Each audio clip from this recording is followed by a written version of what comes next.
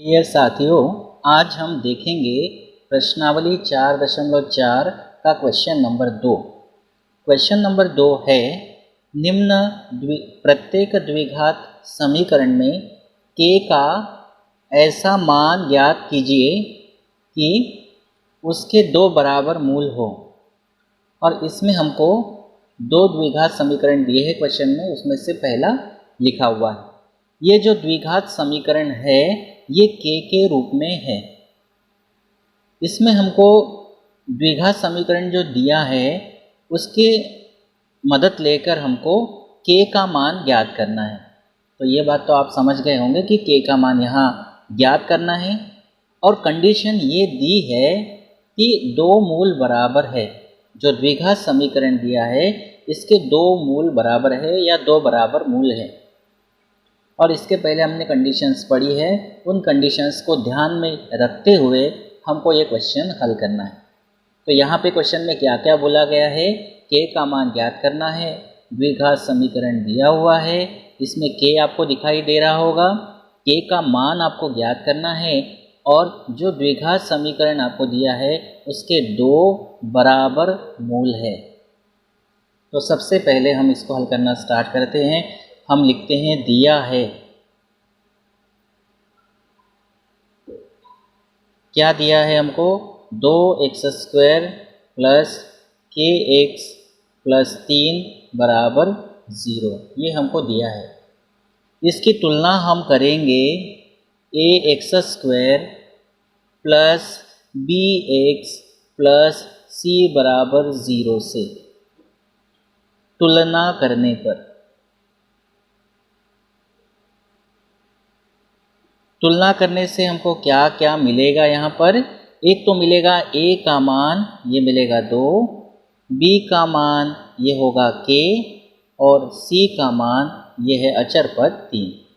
a b c के मान हमारे पास आ गए। अब कंडीशन पे थोड़ा अगर ध्यान आप दे रहे होंगे तो प्रश्न में बोला है दो बराबर मूल हो, तो हम ये शर्त लगा के इसको हल करते हैं। तो हम लिखेंगे प्रश्नानुसार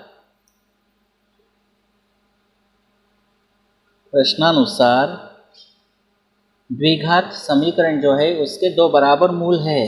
प्रश्नानुसार द्विघात समीकरण के दो बराबर मूल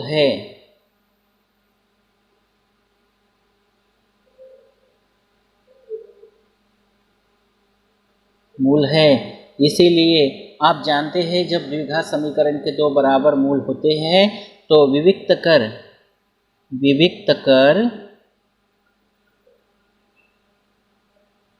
जिसको हम कहते हैं डिस्क्रिमिनेंट, इसका मान 0 होता है। पढ़ा था ये आप लोगों ने। एक कंडीशन आपने पढ़ी थी कि d का मान 0 से बड़ा होता है, तब द्विघात समीकरण के दो भिन्न वास्तविक मूल प्राप्त होते हैं। जब d का मान 0 होता है तो दो बराबर वास्तविक मूल, मतलब दो बराबर मूल, वास्तविक शब्द यहाँ नहीं लिखा हुआ है लेकिन चलेगा। और तीसरी कंडीशन ये पड़ी थी d का मान 0 से छोटा होता है, तब द्विघात समीकरण का कोई वास्तविक मूल प्राप्त नहीं होता है, मतलब काल्पनिक होता है। ये कंडीशन है। अब d का फार्मूला आपको मालूम होना चाहिए और आपको याद होगा b² माइनस c बराबर 0। यहाँ मान रखना है, b का मान कितना है, k है, तो यहाँ होगा k² माइनस 4 इंटू a का मान 2 है इंटू c का मान 3 है बराबर 0। इसको आगे बढ़ाते हैं, k² माइनस 4 दूनी 8, 8 तिया 24 बराबर 0। इसको आगे बढ़ाते हैं तो k² बराबर हो जाएगा ये 24। अब यहाँ से हम वर्ग हटाएंगे तो k बराबर होगा, ये प्लस माइनस होगा वर्गमूल में 24। अब हम बनाते हैं 24 के अभाज्य गुणनखंड। तो इसको हम लिखेंगे यहाँ 24, 2 का भाग देंगे तो 12 आएगा, फिर 2 का भाग देंगे 6 आएगा, फिर 2 का भाग देंगे 3 आएगा, 3 का भाग देंगे तो 1 आएगा। इस तरह से होगा। तो इसको क्या लिख सकते हैं, k बराबर प्लस माइनस अंडर रूट में 24 के अभाज्य गुणनखंड है 2 गुना 2 गुना 2 गुना 3। ये लिखेंगे 2 गुना 2 गुना 2 गुना 3। तो वर्गमूल के अंदर क्या होता है, जिसकी जोड़ी बनती है हम उसको बाहर निकाल लेते हैं। 2 की जोड़ी बन रही है, k बराबर प्लस माइनस 2 की जोड़ी बन रही तो 2 बाहर निकलेगा। फिर इस 2 और 3 की जोड़ी नहीं बन रही है तो इसको अंदर ही रखेंगे, 2 गुणित 3। तो k बराबर होगा प्लस माइनस 2 और यहाँ आएगा 3 दूनी वर्गमूल में 6। तो इस तरह से k का मान या तो प्लस 2 वर्गमूल में 6 होगा या माइनस 2 वर्गमूल में 6 होगा। इस तरह से k का मान ज्ञात करने के लिए बोला था, तो ये हमने k का मान यहाँ पर ज्ञात कर लिया है। अब हम देखते हैं क्वेश्चन नंबर 2।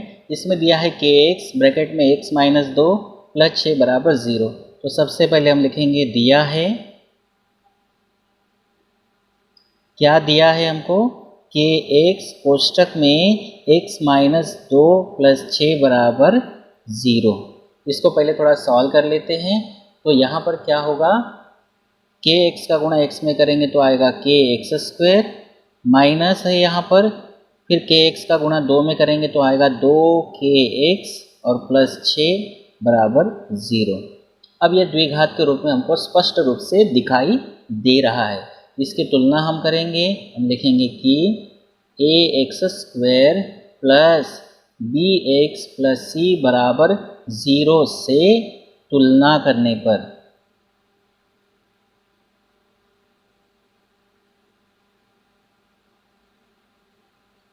यहाँ तक समझ गए आप। अब यहाँ पे ABC के मान हमको लेना है, तो A का मान तो आप बता ही सकते हैं कितना होगा, k, B का मान कितना होगा माइनस 2k और C का मान होगा 6। तो ABC के मान आ गए, यहाँ तक कोई परेशानी नहीं होगी। अब प्रश्न के अनुसार चलते हैं, जैसा हमको दिया है प्रश्न में बोला है कंडीशन, प्रश्नानुसार द्विघात समीकरण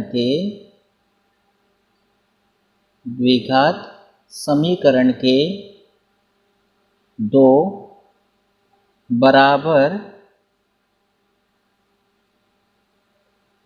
मूल है, इसीलिए विविक्त कर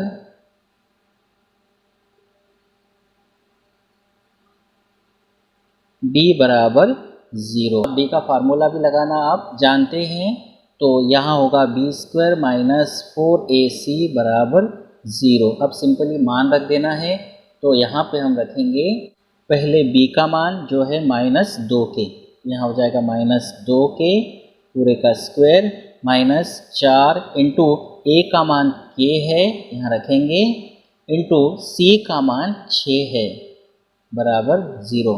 माइनस का वर्ग प्लस 2 का वर्ग 4 और k का वर्ग k वर्ग, माइनस 4 का गुणा 6 में करेंगे तो 24, यहाँ पे आएगा k बराबर 0। अब हम यहाँ पर पूरे समीकरण में 4k का भाग दे सकते हैं, तो हम लिखेंगे 4k का भाग देने पर, 4k का भाग क्यों दे रहे हैं, क्योंकि दोनों में 4 का भाग जाता है, 4 में भी और 24 में भी, और दोनों में k आपको दिखाई दे रहा है। तो 4k का भाग देंगे तो यहाँ आ जाएगा 4k स्क्वायर बटे 4k माइनस 24k बटे 4k बराबर 0 बटे 4k। तो यहाँ देखो 4 से 4 कैंसिल, 1k से 1k कैंसिल, यहाँ 4 एकम 4, 4 छिंग 24 और k से k कैंसिल हो जाएगा। थोड़ा सा मैंने लॉन्ग स्टेप ले ली है, आप चाहे तो डायरेक्ट भाग दे सकते थे। यहाँ क्या बचेगा, यहाँ आएगा k माइनस यहाँ आएगा 6 बराबर 0 में 4k का भाग देंगे तो 0 ही आएगा, 6 का पक्षांतरण करेंगे तो k बराबर 6 होगा। तो इस तरह से हमने k का मान यहाँ पे प्राप्त कर लिया। अब एक क्वेश्चन और देख लेते हैं। क्वेश्चन नंबर 3 है, ये भी बहुत ही इंटरेस्टिंग क्वेश्चन है, आपको मज़ा आएगा इसमें। क्या बोला है, प्रश्न में ये कहा गया है, क्या एक ऐसी आम की बगिया बनाना संभव है, क्या एक ऐसी आम की बगिया बनाना संभव है जिसकी लंबाई चौड़ाई से दुगुनी हो, लंबाई चौड़ाई से दुगुनी हो, यह प्रश्न में कहा गया है। आम की बगिया बनाने के लिए बोला है और जो लंबाई है चौड़ाई से दुगुनी है, मतलब जितनी चौड़ाई होगी उससे दुगुनी होगी लंबाई, जितनी चौड़ाई होगी उससे दुगुनी होगी लंबाई। यही तो कहा है ना प्रश्न में कि लंबाई चौड़ाई से दुगुनी हो। अब यहाँ पे देखो आम की बगिया कहीं लिखा नहीं है कि कौन से आकार की बनाना है, लेकिन लंबाई और चौड़ाई की बात यहाँ आ रही है तो आम की बगिया जो है ना ये आयताकार होगी। क्यों आयताकार होगी? क्योंकि लंबाई और चौड़ाई की बात कर रहे हैं, इसीलिए हम यहाँ पे अंदाज़ा लगा सकते हैं कि आम की बगिया जो है वो आयताकार होगी। आगे क्या बोल रहा है? और उसका क्षेत्रफल 800 मीटर स्क्वायर हो। किसका? आम की बगिया का, या और अच्छे शब्दों में कहूँ तो आयताकार आम की बगिया का क्षेत्रफल दिया है। आगे क्या बोलता है? यदि है मतलब क्या है? आम की बगिया बनाना अगर संभव है तो लंबाई और चौड़ाई ज्ञात करना है। मतलब आम की बगिया बनाना अगर संभव हो, पॉसिबल हो, तो ही आपको लंबाई और चौड़ाई ज्ञात करना है। तो इसके लिए सबसे पहले हमको क्या करना पड़ेगा, थोड़ा रफली चित्र बना के आपको बता देता हूँ।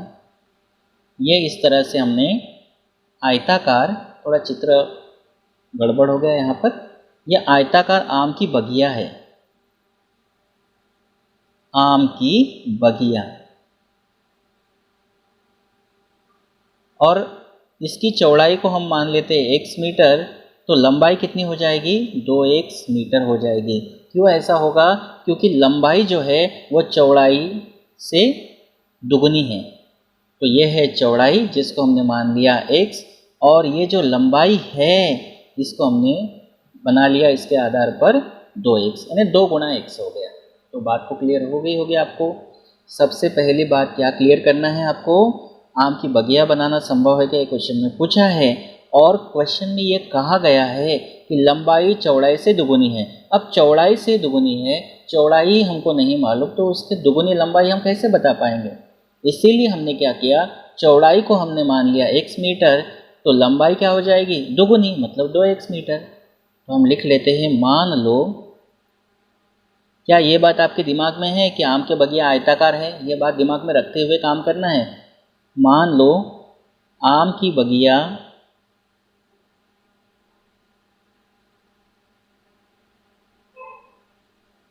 की चौड़ाई बराबर x मीटर हमने मान ली, तो लंबाई कितनी होगी? चौड़ाई से दुगुनी। इसीलिए आम की बगिया की लंबाई ये हो जाएगी 2x मीटर। तो यहाँ तक तो कोई दिक्कत नहीं होनी चाहिए, ठीक है। अब क्वेश्चन में आगे क्या बोला है कि उसका क्षेत्रफल, मतलब आम की बगिया का क्षेत्रफल 800 मीटर स्क्वायर है। तो हम लिखेंगे प्रश्नानुसार,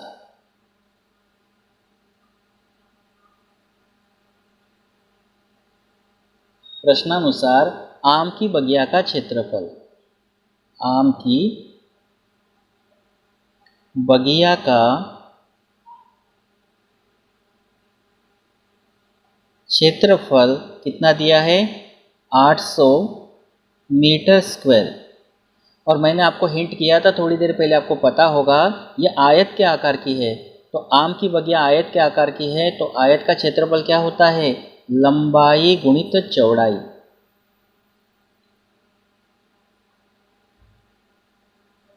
बराबर ये होगा 800 मीटर स्क्वायर। अब लंबाई हमारे पास है 2x, यहाँ रखेंगे 2x इंटू चौड़ाई है x, बराबर ये हो जाएगा 800। अब मीटर स्क्वायर यहाँ से हटाने के पीछे क्या कारण है, ध्यान से समझना।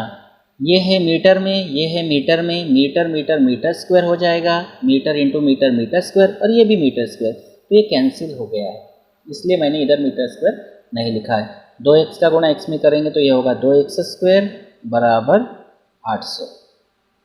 आगे हल करेंगे इसको, तो x स्क्वायर बराबर होगा 800, 2 गुना में है बटे में जाएगा, भाग देंगे तो यहाँ आएगा 400। तो x स्क्वायर बराबर होगा 400। तो x बराबर कितना होगा, वर्ग हटाएंगे तो वर्गमूल में आएगा प्लस माइनस 400। अब इसको थोड़ा सा आगे बढ़ाते हैं, x बराबर प्लस माइनस 400 को हम लिख सकते हैं 20 गुणा 20, बिल्कुल लिख सकते हैं, ये तो आसान बात है आपके लिए। x बराबर होगा प्लस माइनस जोड़ी को बाहर निकालेंगे 20। अब x का मान प्लस 20 और माइनस 20। x हमने क्या माना है, ज़रा आप इस पर नज़र घुमाओ। x हमने माना है चौड़ाई को। क्या चौड़ाई कभी ऋणात्मक होती है? नहीं होती है। तो हम लिखेंगे चूँकि x का ऋणात्मक मान, x का ऋणात्मक मान संभव नहीं है या असंभव है, संभव नहीं है, क्योंकि यह आम की बगिया की, ध्यान से समझेंगे, आम की बगिया की चौड़ाई है। अभी आपको बताया चौड़ाई है। तो x का ऋणात्मक मान संभव नहीं, लेकिन धनात्मक तो संभव है। तो इसीलिए हम लिखेंगे अतः आम की बगिया की, आम की बगिया की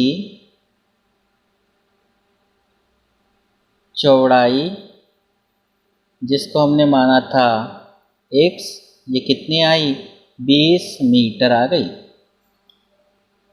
तथा अब हमको निकालना है लंबाई। तो आम की बगिया की लंबाई ये कितनी है? 2x है, 2x मीटर, x का मान रखते हैं तो 2 गुणा x का मान है 20 मीटर, तो ये हो जाएगा 20 दूनी 40 मीटर।